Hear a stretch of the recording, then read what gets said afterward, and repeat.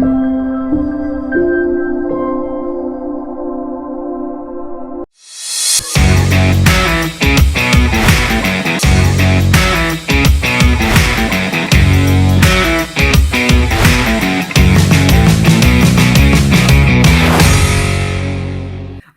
That yeah. was a great insight.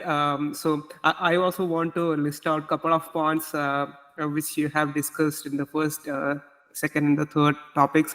So one thing that I have heard, like when I got a PhD outside India, the biggest advice that I realized later was, now you are going to work with a professor. Now you are not going to work under a professor. Working with a supervisor and working under a supervisor, it's a great difference. True. So that's what, like, I could reciprocate when you were telling about choosing a supervisor or like having a good relation with a supervisor, because most of the time, like, we used to get relaxed when we have discussion session with the supervisor, because how he has navigated our discussion was in a proportioned manner, that music will be discussed, some element of sports, like Okay. what has happened recently. I think that is very relevant, because we should be completely aware of what is happening around us. Of course, we are doing research to know what is happening in that area, but at the same time, we should be aware of what is happening around us in the field of music, art, science, Oscar, Yeah, Nobel, everything. yeah, Nobel Prize. So he makes sure that his discussion components will have 30% music, 40% sports, and if it is anything between Australia and India, then it can go up to 80%. Rest 10% of research will be discussed. I think down the line of 3 years, when I recognize what was the most treasurable stuff that I build a relation with the professor, is through those conversations. Because technical stuff, as you mentioned, as we go in the second and third year, we will get more a grip over the technical elements. At the initial stage, it should be like an incubator. He will be feeding us with the basic stuff, because Basic. I went from a mechanical to a metallurgical and more towards a chemical aspect. So chemistry was not at all familiar for me. So he basically take care of those chemistry aspects.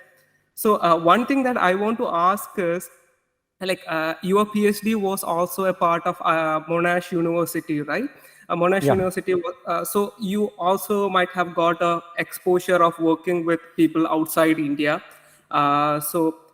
In that context, like, if you, in your perspective, how was it different when you have a experience with people outside India? Was you having a significant difference, or is it more likely towards the same aspect? Okay. So, see, in India, if you look at the culturally in India, one thing is very common, that we believe in, like, there is a supervisor, a guide, a teacher, and there is a disciple, right? And the disciple is going to get receive all the knowledge and the learnings from the teacher. That is how the Indian culture is. It's nothing wrong in it. And many a times we see that the students are more submissive to the supervisor only because of this, and they do respect their supervisor also, right? Now, because of this culture, it's indeed a very good culture, as long as the relationship is not based on the personal interest.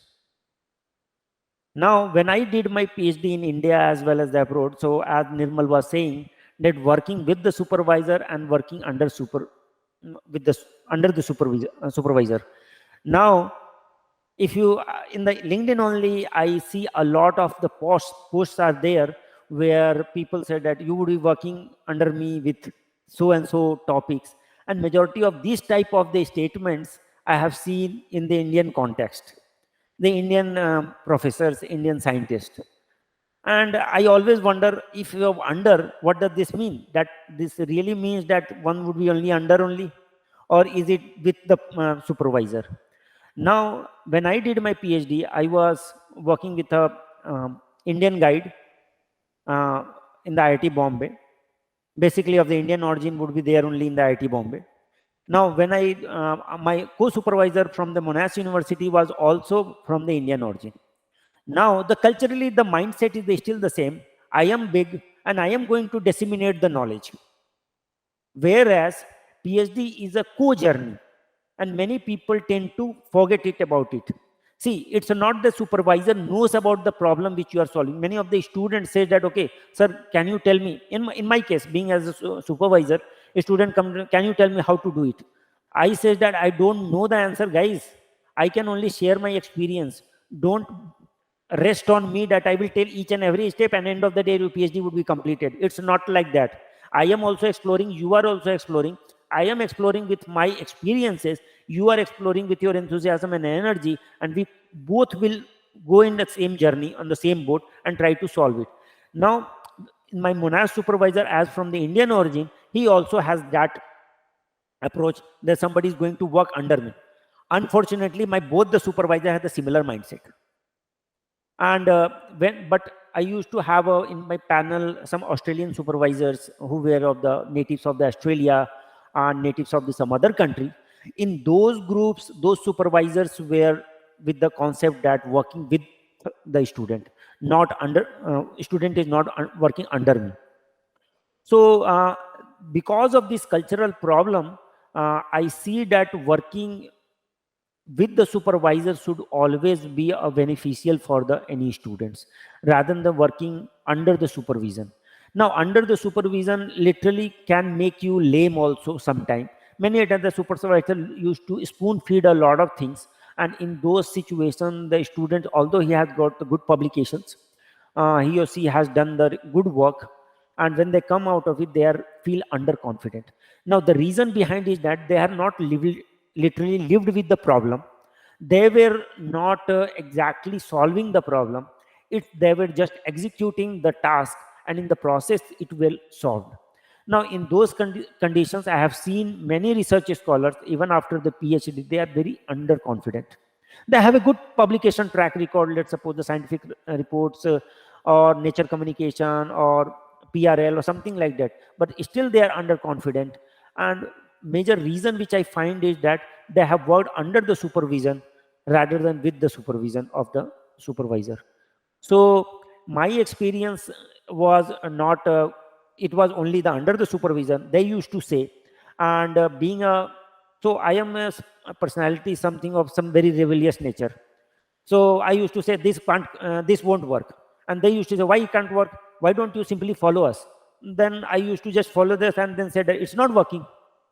Because if I am not convinced sometime, see, a student need to get convinced also scientifically as an intellectual level to execute the work. If they are not themselves not convincing, do you think you can make the experiments to happen the way your supervisor want? At least I can't do. There may be some other students. So it all depends upon the personality type. What type of personality are you having, so that you can choose the supervisor. If you want that supervisor, I should work under the supervisor. Supervisor gives all the gyan and you just execute and you come out. You choose those sort of the supervisor. For a person like me, I always say my student, if you are having a personality like me, never work under the supervision. Whosoever gives you, even the faculty sitting in the MIT or Caltech or IIT Bombay, Delhi, I don't care. Don't work with those people.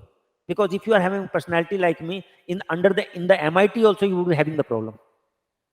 Because you want that independence to be taken. See, students feel empowered when they take decisions for their work, and that each decision making makes them more capable for the future or prepare for the future. And that is one of the important learning in the research. So I feel that depend upon the personality type, you should choose your supervisor. And my experience with my supervisor, that I literally worked under them, not as such. And it's basically because of the mindset of the supervisors in India, because of the culture. So culture is still remains the same, but the person has involved where they look for the personal interest rather than the professional interest or doing something great for the student community. So being as a professor, I am a responsible person for my student guys. Now they have rested, given their best years of their life. See, I always believe that 24 to or 23 to 30 is the most creative, constructive, energetic, enthusiastic years of any researcher's life, right? With no burden on the family. I mean, you are not married, you are not having kids on those period. If somebody is giving that time to you, one of the best gift, at least I should respect that. And if the respect is given, then students is going to perform, I know that.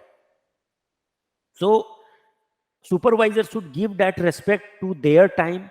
And I believe if they give the respect, I have never seen a student also owe this respect and the, what do you call, care. And they would work double the shift rather than the only the office hours 9 to 5, or 5 to 9, whatever you call it. And their output will increase because they don't feel disconnected. So supervisors should also feel that this is the small family, extended family apart from their family. So as long as we feel that we all are working in the family and we are for each other in every thick and thin, then only a great research, great output, a conducive, enriching learning environment would be created. And every research scholar deserves that. And at least I would try my best in my career through any means to make sure that every researcher will get their due uh, place, that at least conducive environment for learning they would get. And that's a great insight. Yeah, this also brings to another point. Like, if you want to know a person's character, like it's basically like if you want to know the character of a professor, it reflects his supervisor's character. Because how True. we treat our students is the way they are going to treat the next generation. So in that context, like what you mentioned is so relevant. And like if the professors or the supervisors can get to a sort of intimacy more over a technical aspect, then that would really help the student to bring out of their best. Thank you for sharing True. that insight. True. Yeah. True. Actually, I still remember my the day one what my supervisor told to me, like, Ravish, it is your PhD, it is your work. Finally, the day you are going to defend, and you should be more knowledgeable than us. This is the True. first True. thing my supervisor told to me. Now I understand what's the real meaning behind that. So fortunately, the supervisor are supportive, and the main thing is when we approach a new problem, the researchers like me, we usually feel like some feel of intellectual insecurity, a self-doubt whether we are proceeding the right thing, because the problem is itself no supervisors also don't have that. It is also approaching the problem with lot of new enthusiasm. So for me, if I am purchasing some equipment, writing some papers, I have the researchers usually feel have a self-doubt that whether I'm doing right, whether it will be correct, because we are referring some papers from very good journals. So they have used this equipment. We are using custom-made equipment. Whether this can affect my result, whether I will land in a very false state after doing this much of hard work. So even if the researcher may be doing great work, but still that the mental mindset is totally different. So in your opinion, what strategies can be followed to build more confidence in this way?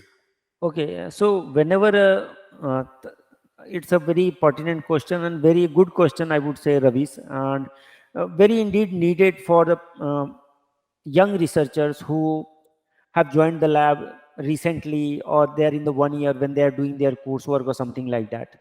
Now, many a times the students, as I said, they have the energy, enthusiasm, passion, and they are just like a wildfire, I would say. I mean, they have a lot to burn, but what to burn, they also don't know. Now, there only the supervisor's roles comes into the picture. Now, initially, as Nirmal said, that it's a incubator, or it's a baby which need to be incubated so that they start walking on their own. And I literally believe it. So this fire need to be channelized in a certain direction. And before it, one most important thing is the development of the trust. Let me tell you. Now, the initial period of a supervisor and the student should interact and build this trust. And now, see, students are in the vulnerable position, let me tell you, because they are not so powerful. In the at least in the Indian institutions, supervisors are much more powerful. At least the people like Nirmal, Arun, who has done PhD over the outside, they can comment what happens over there. But at least in India, supervisors are much more powerful as compared to the students. Now, when you are the students, it's student feel somewhat scared, or you can say there is a reservation within them to open before their supervisor. right? So what should I speak? How should I speak so that I should not offend my supervisor? And there is indeed a respect also. So when you respect a people, so you are in the awe with the person. When you are awe with the person, you are unable to express the way you want. Now it's the duty, is the responsibility of the supervisors to come to the new scholars and talk to them in their language. See, every generations have their own challenges, right? It may be that Ravi is a very good researcher and he's working day and night, but somehow he had some breakup a couple of days back. Now that is another thing which is running in the back of his mind, which he feel that he is unable to share with somebody. But it is definitely affecting his thought process, his working, his confidence, his ability to interact, communicate, right? So it's the initial period is the supervisor's role and the, I would say, duty even to interact with the young researchers, get to know the way they want it to be known, understand them, so that a level of the trust and the confidence could be built up. Now, once the level of the trust and the confidence could be built up with the several dialogues, as you said, on the music, on the sports, on the cultural fest which is going on the tech fest which is going on the Russia-Ukraine war even going on, who cares about it? Whatever with the topic, it should be discussed to knowing each other in a better way and they build that trust. Now, if the once the trust is being built, each person know that what level they can express themselves. Now, nowadays, I feel that my scholars are in the second year of their PhD and they share the personal problems as well.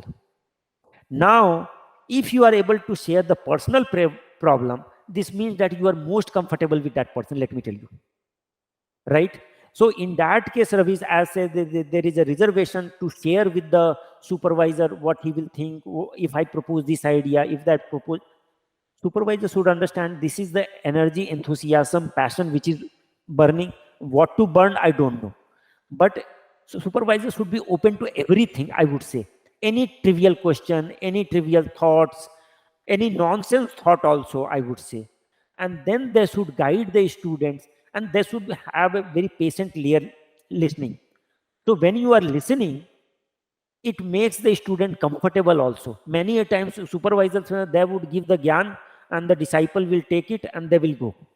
That do not happen. They want somebody to just interact. They know how to solve their problem.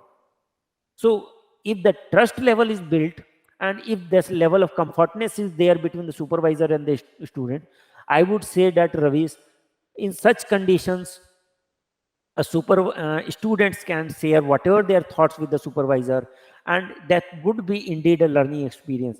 So it's primarily a duty of the supervisor to build that ecosystem and the environment as well as the relationship in the initial years. Later students can come and then they know their supervisors, as Nirmal said, discussing about the music and sports and whatnot.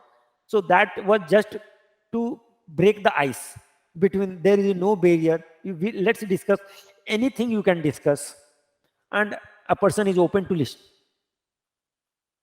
So I think the trust level has to be built up, and if that trust level is built, other things are going to follow.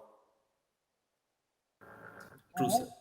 Yeah, so I have something to add on that also, because initially, like I just want to share some of my experience also. So initially during 1 year in India, obviously if it is at NIT, we have this coursework period.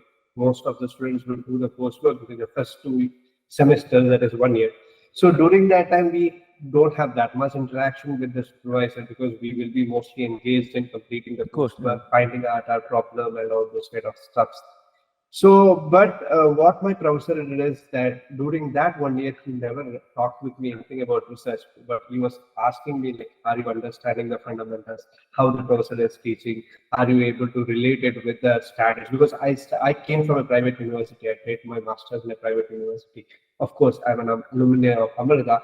So he was ensuring that I follow all the fundamentals and all those things. But after I completed my coursework, so what he did is that he asked me clearly, like, you have to now, you have like 2 to 3 months. You have to decide now and tell, are you really sticking with academia or you're going for an industry? So if depending upon that or depending on what is your choice, he asked me to frame a problem in such a way that your goals should be met. So my professor was always keen on like completing a checklist sort of thing, apart from the general discussions about your career and all those family and all those kind of things. He was like always at every milestones, like every milestone he was checking all the checklists. Like for example, most of the professors I see, they want their students to maybe publish so many papers, maybe a patent. But my professor was like, what if you have self-doubt? If you have in future, you have to guide a student. What if self-doubt comes? So he asked me just small things he asked me to do. He asked me to check the questions in your area in your research gate, because research gate has so many questions asked by your peers. And he asked me whether can you answer some of the technical questions. If you can answer and find some of the technical questions, you answer them and see how will they recommend or will they appreciate it. Like he used to give me small shortcuts to test my own confidence in the area in which I'm confident about. So like that he used to give me, and he used to ask me, are you confident now to write a proposal? So he gave me an opportunity to apply for a funding as a PI, not even as a research assistant or whatever it is. So he specifically found one funding specifically for me, which has the option that PhD students can apply it as a PI. But the amount was small. The maximum grant was 2.5 lakhs, and I am happy that I got the 2.5 lakh rupees. Yes. From that moment onwards, whatever proposals I wrote, I am confident to that I got all the proposals. Like, right from I was awarded the Ramanujan Fellowship, I was awarded the Marie Curie Fellowship, I helped my professor to get the DST Sir proposal and all those things, huge funding. So maybe apart from discussions, maybe the professor also can get you trained in most of the things that which will come in handy. Like initially I was only will be attending only these present conferences where I was selected for oral presentation. Then my professor was like, what is wrong with poster presentation? That is some other way where you have to express your concept to a crowd, because people will be standing around your poster and you have to convince each and everyone from different backgrounds. That is another way, because in oral presentation we know that most of the people who are presenting in that particular hall will be only present. They will be always will be from the same team or from the same background, because all the sessions will be monitored like that or divided like that. So those kind of exposure also, I guess, if supervisors can provide with students during their PhD, that will be also having a very huge impact. So training at different levels and different stages. So my follow-up question is also something related to that. So what, according to you, are some of the biggest challenges researchers face, and what kind of support or training are more effective in helping them to overcome these challenges? Okay. See, challenges. So PhD journey, I feel that there are a lot of the personal, professional type of the challenges. So three types of the training which I feel that any PhD program should offer. Now, PhD program is not a very structured program where at least you just go for the some coursework, and then primarily about 4.5 or the 4 years or 3 years time you spend in a individual lab under an individual supervisor or maybe a co-supervisor, and time to time you get uh, you do presentation like the progress seminars, and get, if you are lucky enough, you get the feedback from the doctoral committee as well. So primarily all your learnings are confined to the lab in which you are and the supervisor with whom you are. Now, so, and at the end of the PhD, I don't see anyone remembering any of their coursework. So that is any way of no use, I would say, unless you know only the basic part, rest you forget. At least it has been true for my case. So all the learnings are in the lab. Now, in the lab, three types of the learnings are very, very important. Now, as the technology is evolving and as the new challenges are being coming up, so what are the new tools, techniques, uh, which a person can learn in their own area of the research, which can help them in the future. So it's not about the learning the tools and the technique which are immediate help. Can you learn all those tools and the technique which can be useful in the future? For example, somebody is working in the area of the, let's suppose, renewable energy, and primarily it's a wet lab sort of things, but I would still suggest that they should learn the coding or the data interpretation, mathematical modeling, sorry, for a part of it, so that this may be needed in the future. Because as you see, lot and lot of the data are being churned up in every domain nowadays, and the demand for the data scientist or a person who can analyze and understand a lot of the data with their tools and the techniques are in demand. So whatever is there, apart from the PhD, a student should always push for the tools and the techniques be in the allied areas, which is having implications in the future. So maybe it be instrument, may it be the coding skills, may it be mathematical skills, statistical analysis, all those things a person should learn. Second thing which a student should focus on is the communication. Now, anyway, the success of any individual, whether the person is doing the postdoc or writing or a job or writing a grant for the job, so written and the oral communication, a person has to spend a lot and lot of time. Now, this is a way you communicate with the outer world and express your thoughts, feelings, emotions, beliefs, your ideas to the outer world. So unless you are thorough with this oral and the written communication, like Arun was saying that he used to start writing grant from the second year, third year, and gradually he matured in writing those grants, and he have been pretty successful in writing those grants and converted into the fellowships or grants. Now, this sort of the training has to be from the very inception, because they are going to be the major stake. Either you land up in the industry or you land up in the academia. No matters. You have to write, convince the people in the different stakeholders, and get the money for the projects, right? And if you happen to land up in the entrepreneurship, this is one of the best skills you can get. So, and oral communication. Now, it's not about the just writing and then communicating in indirectly. Many times we need to interact in the formal, and the different variety of the people would be there. Some would be very technical, some would be technical, some may be the layman language, some may be the policy makers who are nowhere related to your field. So can you communicate your ideas across different stakeholders in a way, and further also within a certain limited time? Sometime you will get only 2 minutes to express your idea and convince the people. Sometime you will get 10 minutes.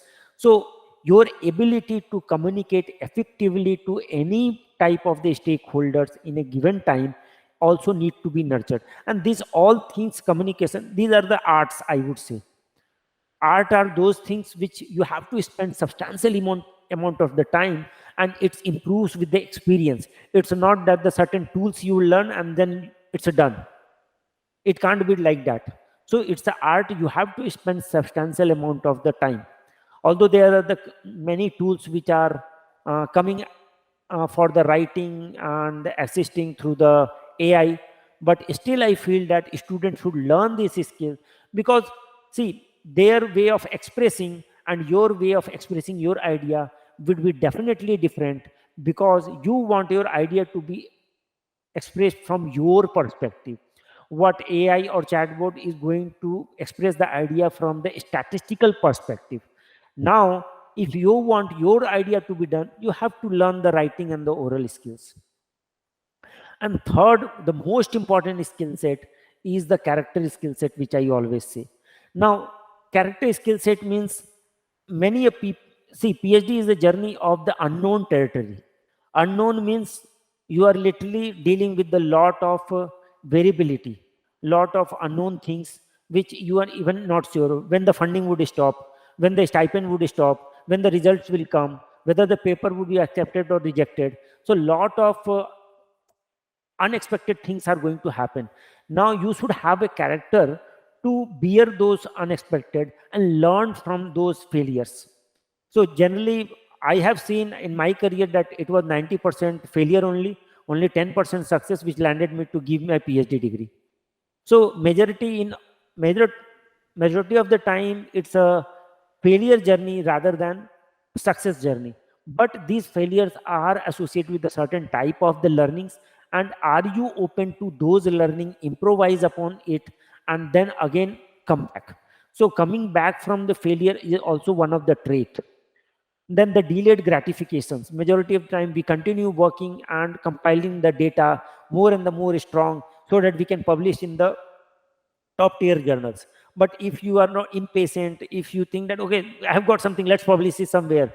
So it may not be that much amount the impact. So it's the delayed gratification, the grit, then the patience, perseverance. Many a times people who work in the experiment instrument get break down. And it should not lead to the frustration. In those periods, can you be constructive enough to design your experiment? Can you learn the alternate other skills? So the different type of the character skills are also needed. And one thing is that when you are failing, and it should make you humble. It's, it should make you understand the other's failure. So many a times, as Nirmal was saying, that supervisors treating their students is just the uh, effect of what they have received from their supervisor. I 100% agree with it. But many a times what we see that students who are currently PhD scholars, they learn from the supervisor, and if they have got negative experience, they carry that negative experience when they become the supervisor, and that should be stopped at least, because you know that what is the effect of this negative experiences. So at least at your stage you should not carry it. So in my master's and PhD, I used to say my friends that I don't know what I am learning over here, but one thing I am learning over here, what not to do when I land up being a professor. And let me tell you, after a PhD, you are just an expert of what things do not work, right? So in a very narrow domain, a PhD is a person who is an expert in certain thing or which do not work. He knows at least 10, 15, 30, 100 ways how this thing cannot work. How it will work, he still himself have to again figure it out. But that is his experience and the expertise. So many a times the scholars need not have to carry all the traits of their supervisor. They should take the positive traits and develop some other positive traits within themselves and pass it to the next generations. So empathy is one of the quality which I always feel that people, any supervisor should always have. And I think Nirmal was pointing that how to find a supervisor who is apt for doing the PhD. I always say that, okay, look for at least this minimal trait, empathy. So when I was in masters, my supervisor said that you want to work in the certain area, but that is not my area of domain. So I may not be able to guide you. I said, no problem. I also don't have this area, but would you give me time and the leverage and the support, mental support, that I can explore this area? And he said, okay, I don't have any problem. So, and over the 1 year time, I didn't have any results. And and when I didn't have any result, I used to say that, sir, what can I discuss with you? I don't have any result. So he used to say, okay, discuss something else, what you feel like. So that was the level of comfort I was getting to pursue my passion over there. And after 1 year, when I got the results, and my supervisor highly surprised with the type of the results I have got, and then we have figured out some very novel way of determining the mechanics of the nanomaterials, and let's publish it. And we could be able to publish in the Acta Biomaterial, which was one of the best journal in the biomedical field. But similar thing was not during my PhD. In my PhD, every week they wanted a result, and I was not up for it. So it created a lot of classes, and they were not empathetic enough to understand what's going within me. So one of the trait I would say that every scholar should look into is the empathy. Is their supervisor empathy? If he or she may not be knowing the domain, at least they would help connect you with somebody who knows the domain. They would help you to explore entire possibilities how to solve your problem. Because I feel that the technical part of solving a piece of problem is not a very big deal in the PhD. rather than the other trainings like the communication skills and the character skills, which is much more important rather than the technical. And you would all agree that coming up with the positive result, it was just a few moments in your PhD, whatever. It was not that every day you were getting positive result, positive result, positive. So it was a few moments and then you got your degree. But majority of the time it was the struggle and the learnings which you derived from it. So at least these three training, technical competency, communication competency, and the character competency, then only you would be prepared for the any industry, be it with academia or industry. And I am very happy to see that there is a supervisor like Arun supervisor lies over there who believes that let's find out the goal of the student. I do practice Arun in my lab. I ask my supervisor, what's your end goal? Industry, academia, startup. And then I maneuver my training and my mentoring in a way that they land up there. So it's a big thumb for your supervisor from my side, at least. Thank you, sir. Thank you for sharing that insight. Like a lot of things were popping up and going in my mind when you were sharing this sort of experience. I mean, almost we are heading towards the end of this podcast session. But a last point which I want to discuss with you is, see, for a person who knows that he's anyway going to research at the end of like by bachelor's itself, he knows that his passion is for doing research. And for that sort of person, do you recommend, is it necessary that he needs to take masters, or what is the possibility of directly doing a PhD? Because nowadays with the GATE score, you have that possibility of getting into IITs for doing PhD, and even certain foreign universities, they do have a process of integrating masters with the like PhD. And anyway, in the PhD in India, we are doing coursework. So, like, can we have a reformation? Like, if a person who does want to do PhD, just let him do the coursework first year, that is equivalent to a master's, and that can save time for the student. And at the same time, like, is it necessary? 5 years is required to complete a PhD, and does it need to be dependent on only on the type of work that he is going to do? Say, for example, if it is computational work, there has a lot of flexibility that he can do it at any place. It doesn't need to depend solely on the lab, the lab culture. Those things are waived off when you are going with the coding or numerical work. So in that case, even you can finish off the PhD much early, right? So what is your take on these aspects? It would be helpful for our listeners to get to know from you. Okay. So I think the eligibility of pursuing a PhD right after BTech was long back. At least what I remember when I passed my friends went for the direct PhD in Singapore, US, or something like that. So it was direct PhD in the sense it was a MS PhD combined sort of course where they have to go for the coursework, but they were enrolled in the PhD itself. And even India, at least top tier institutions and the university, I know that they offer PhD after the bachelor's. As you said, Nirmal, now if a person is knowing that he or she has to enter into the domain of the research, and for having a career in the research as a scientist, as an academician, PhD is some way a prerequisite. Now, if they know that they want to pursue their career in those domains and they are very confident of it, so if they happen to find out a lab which is much more suitable to his or her character, and find out a supervisor who would be able to mentor him to derive the best out of him and make the best version of that person, let's suppose it's Nirmal, and if you are able to find those type of lab and the supervisor just after your BTech, I think there is no, and you have a passion for the research, you want to pursue career in the research, one should directly go for the PhD. That is my understanding. However, there are a certain group of people who are still dicey about what this research environment look like. Now, if you look at in India, all the university, all the institutes where the undergraduations like BTech, BPharm, MSc is being carried out, the infrastructure facility as well as the mentorship is not adequate to give you that exposure and the experience. Now for them, I feel that unless they are very sure of it, to what the research typically look like, what is the research environment look like, one should be cautious enough to enter into the research. Because see, we have been trained till our graduation, life should be a success. We are less equipped for the failures.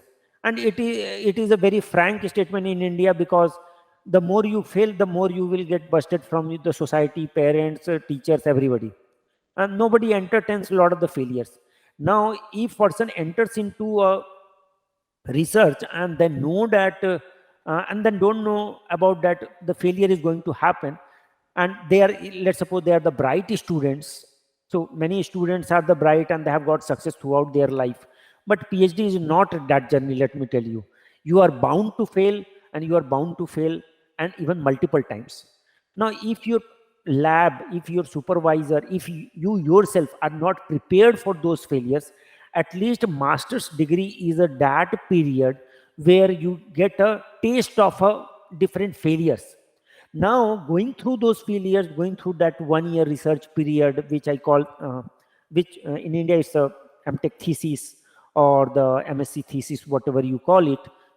So and thesis by research, I mean to say that it should be a proper research training in the lab or under a supervisor. Now once they get the taste of it, they can decide in a better way what they want to do in the life, whether they want to continue this research period or whether they want to leave it, because they have understood now. Typically the PhD would be just an extension of 1 year to the 4 year, 5 year, something like that. So that is my perspective about the BTech and the MTech. So it all depends upon the awareness. It all depends upon your personality type. It all depends upon the how the student want to take their career. And you can say, you might have observed that there are many people who have done just a master's and they decided, okay, I don't want to go into the research. I like the industry, and they are excelling in that. So why to push all the students for the research, which many people try to do, which I am not favor of. Now the second question which Nirmal asked, that if a person is doing PhD and why the PhD has to be 5 years.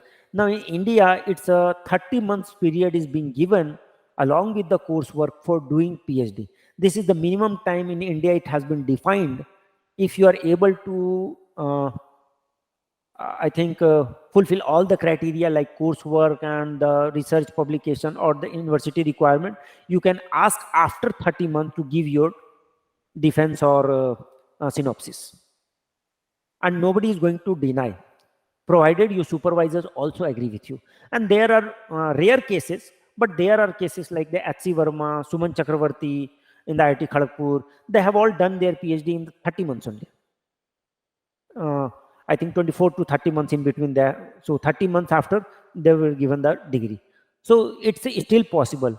Now coming to, so, but it depends that many of the supervisors. So while even when I was in the Kanpur, IIT Kanpur, there was a typical mindset among the supervisors itself. They say that the student get matured only after the 4.5 years. I mean, what does it mean? Mature means, are you trying to ripen them out as a mango? So, and after 4 years, 4.5 years, see, I agree that they cannot get matured in 1 year, but I also do not agree that they get mature in the 4.5 years. I generally feel that the maturation is a typical gradual phase. This should happen at least in the 2 year. And that is my personal. So I see my student that after 2 years, you should accelerate your work, complete in the next 1.5 year and go out of. So within 4 years, you should leave. I don't want any student to remain in my lab beyond 4 years, because there is no point. They can get the better training. So time wise, it's the mindset of the different people at different universities. If you look at the IIT Kanpur, ISC Bangalore, other Hyderabad University, there are many universities where majorly students take 5 to 7 years to graduate. And I don't see, and after 7 years, the one major problem they face is they have lack of confidence. So what they have done, if they have matured, they should be confident enough, they should be able to take the new challenges, but that is not happening. So PhD should be given in an optimum time so that the person, all these characteristics, personal characteristics, technical skill is written, and oral skill should be developed, and it should not be too less so that these skills, unless the students uh, exhibit a very excellent performance. So I am not talking about the exceptions. Being an average student, I feel that 4 years is a good enough. 4 year, 4.5 years is good enough.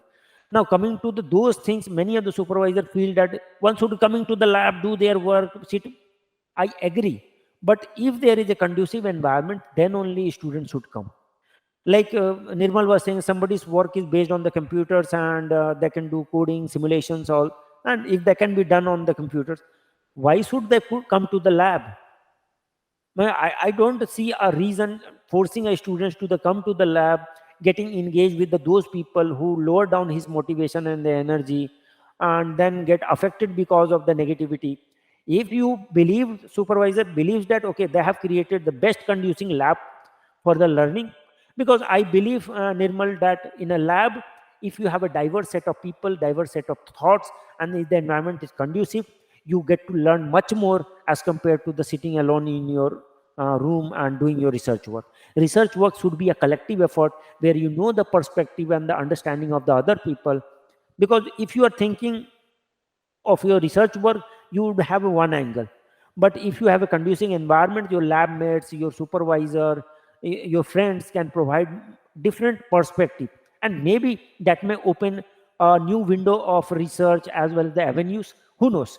But for that, the environment has to be conducive so that the student should be able to perceive in a positive way. So a person can do those sort of the research which are based computationally, work from home or anywhere on this planet, but they have to get engaged with the people to learn about the much better perspective, but provided they are getting the better work environment or work culture. Thank you for that. So I think what you mentioned is, of course, it brings a diversity to our thinking pattern. Sometimes new solution can come out of those discussions. Maybe addressing the problems can also, like that can be the venue for addressing these problems. Yeah, thank you for sharing that. I think now we have almost reached the end of this podcast. Finish. Okay, so yeah, it was a wonderful discussion today, and yeah, we discussed a variety of topics. Started with the stress researchers will undergo, and how to and what are all the advices that we can offer. And yeah, you explained 4 different types of stresses: self expectations, and adjusting to that, and also be flexible to the environment, because in the labs you will have multicultural people, right? And also like this, you have external expectations from the society. So and need to think about also what you can control and worry about that, and leave the what is out of your control, and less worry about it. That's maybe True. less important. Also, we discussed also like working with uncertainty. That's all about. That is the research eventually. So you need to get yourself practice to that. And also, well, there was also, we discussed a lot of points in between, like how to say no to things, so that you are not really overburdened at times. And those sort of things are also important. And also, we then jumped on discussing about like how to strike the work-life balance, and we made a good point that first of all, PhD it's all about a joyful learning experience. So as long as you have a supporting environment that nurtures you in that direction, then you can, and you have a flexible in time, or you can go in time when you feel to work and you are motivated to work. You have that sort of the culture, then yeah, you can work in your pattern, and then you can still meet the commitments, whatever you are whatever you have to meet the minimum requirement, or even exceed the university expectations. But at times when that culture is not in your lab, then you need to then define the rules, and then also in term, be it in times or be it in workloads, how much you accept to do, and all these on all these terms. Right?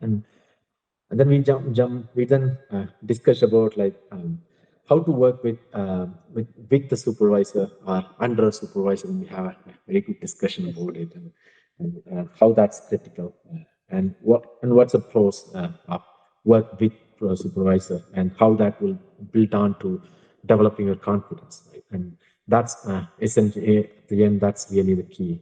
As a researcher, we need to be more confident, and that lead to a follow-up discussion on okay, how a researcher will get rid of his self-doubt, and when he's doing his research in a lab. And and there were also we discussed about like initially it will be incubative period with the supervisors, but then eventually you need to build the confidence at the end of by the end, so that he can you need to have the confidence that he is the best.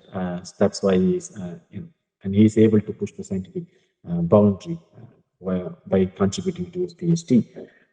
And also like we discussed about like developing trust among with the supervisor, and back, it's not just limited to the work, but also outside. In a very wider perspective, is really a key to. It's more like a maintaining a relationship, like extending our family relationship, sort of thing. There was analogies to that, and then so it was those were like very helpful insights to our listeners, I'm sure. Also, we then jumped on to discussing about the big challenges that researchers will face and how to overcome that, and what sort of supporting environment that a supervisor need to create. And Arun had shared his experience in help his supervisor, how he nurtured in developing fellowship proposals and all very early on. So that's how it helped him. And then we discussed about like many skills that how to we need to keep upskilling our skills, not just limited to our lab experiments or something, but be open to the new technologies. And also the communication is the key, be it oral communication or presentation, or in variety of forms. It can be just like a minute-long presentation, or it can be hour-long presentation, but eventually we need to be adaptive to the different level of communication, but we need to be immersed in it. And then we touched upon what's a timeline. Ideally, it should be to complete a PhD, and also whether what's the pros of doing a combined course of like masters plus PhD. And there were some discussions around it, and it was said, yeah, not even long doing the PhD taking like to 7 years, and also not really increasing the confidence of the students to a very extent as it's expected. So there was an optimal time frame, it looks like. So it was a wonderful discussion, and yeah, I'm glad that to be part of it today. And I just opened this to the forum for anybody to add a final remark before we close our today's podcast. We would love to hear from Prasoon sir, like what do you feel about this podcast? What do you feel about our initiative? So it was indeed a very good, enriching talk with you all guys. And I feel that this sort of the podcast and the discussion should happen, so that the students, if you can, they can see these postcards, they will get a perspective from a different angle, from the different type of the people who are doing postdoc, who are doing PhD, who are from the different angle, and they will able to understand how the research look like from the different angle. And indeed I felt very good that the supervisors like the Arun supervisor exist also. So the reason behind is that, see, guys, and this gives me hope that okay, slowly or steadily some or other people would be coming and in that way this academia is going to change. Otherwise, majority of the time, and it's not the first instant, after talking to 10-15 people, I get one people who says that, okay, my supervisor is this way, and I felt, okay, at least one positive thing has happened. So, but overall, I would say that this type of the supportive supervisors are still rare, are not forming the majority of the research community, and we need these type of the supportive supervisors to be occupying the majority of the research community. Then only the level of the research and the innovations in our country is going to rise up. And as you all are, guys are doing this type of podcast, I feel that the student will feel empowered, and they would understand the different challenges, opportunities, where the entire ecosystem of the academic research and innovation work. And if they find it towards it, I welcome all them to join it. And if they feel that, okay, this is not the place, I was not aware of these things, then they should refrain from this area, because this is not a journey of success. It's a majority of the failure and the learning. So if students feel that they can fail and they can learn, they should definitely go for the research and in as a PhD, postdoc and whatnot. But if they want that they can't be a lot of stress, either they should train themselves, or they should land up in a lab where this type of training can be done. Because unless uh, living with the failure becomes your part of your life, you cannot survive in the research at least.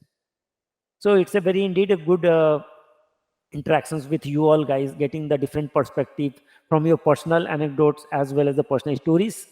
And I also got to know about a lot of things which will enrich enriched my experiences. So thank you guys for the invite, and I look forward for some more podcast with you all guys to learn with the other different type of the people. So thank you everybody. Thank you so much. Yeah, we know you are quite a busy person, and you have found out time for us. And of course, we schedule it for 1 hour, but it has now gone beyond 1 hour, and it's almost crossed 2 hours. So it's really evident from your passion that you are so much interested in helping the researchers and the future aspirants. So thank you so much for being a part of us. Thank you.